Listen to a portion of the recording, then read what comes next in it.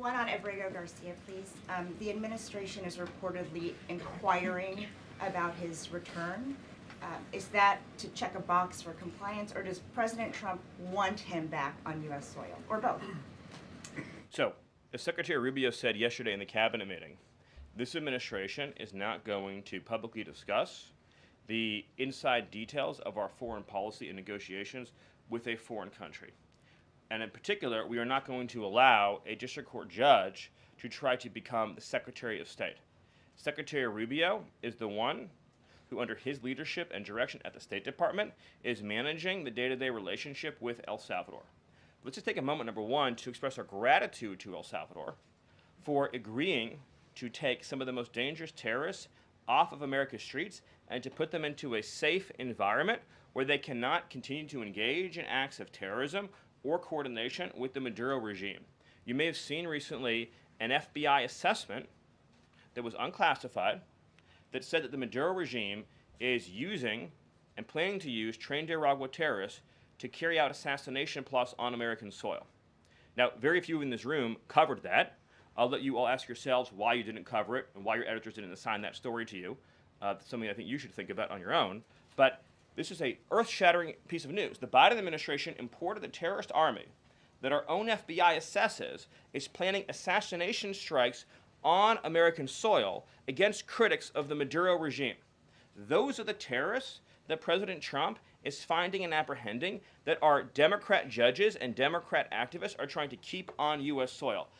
Tren de Aragua has the same legal status as Al-Qaeda and ISIS. MS-13 has the same legal status as Al-Qaeda and ISIS. These are foreign terrorists operating on our soil. And our gratitude to El Salvador for agreeing to take custody of these terrorists is immense. With respect to the case that you mentioned, there's now even been more evidence that has been made public of this person's violent, repeated threats and assaults against his spouse, someone who had repeated, documented human trafficking and human smuggling offenses, somebody that has extensively documented membership in MS-13, a terrorist organization, and of course he had MS-13 tattooed on his knuckles.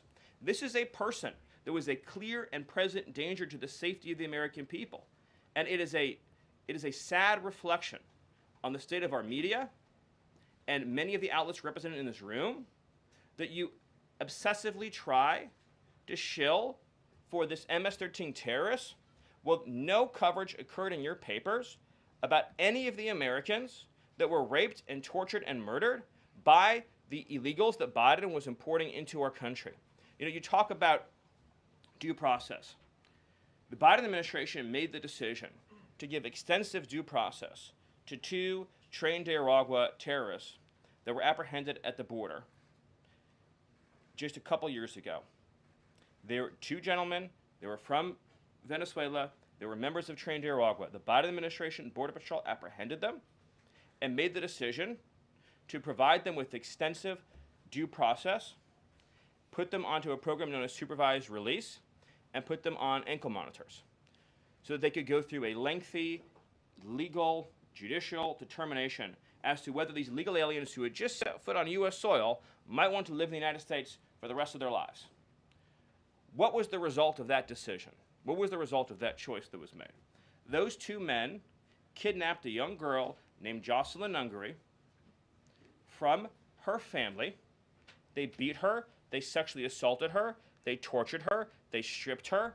They murdered her, and they dumped her body. That is what the Biden administration's policy was.